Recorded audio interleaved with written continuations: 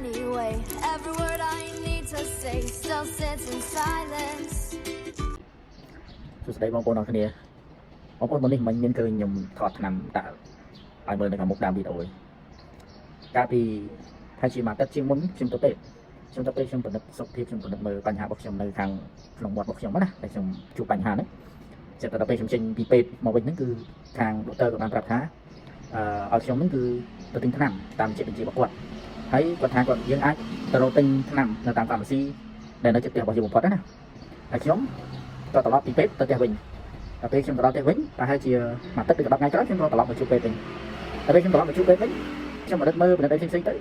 ពេទ្យគាត់ឆ្ងល់ថាចុះហើយ